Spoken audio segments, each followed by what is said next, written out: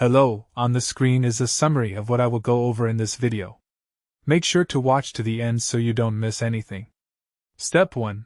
Download the Just Eat app from either the Apple App Store or Google Play Store, depending on whether you have an iPhone or Android device. Once it's installed, open the app and you'll see the main homepage. Step 2. Tap on the account or profile icon, usually located at the bottom right of the screen, then select Sign Up or Create Account.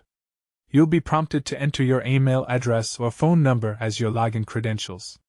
Step 3. Create a strong password that includes uppercase letters, numbers, and special characters.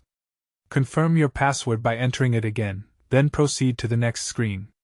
Step 4. Enter your full name, delivery address, and postcode so Just Eat knows your location and can show you available restaurants. Make sure your address is accurate because this is where your food will be delivered. Step 5. Add a payment method by entering your debit or credit card details, or link your PayPal account. Verify any additional information requested, review the terms and conditions, and tap Confirm to complete your account setup. You're now ready to browse restaurants and place your first order.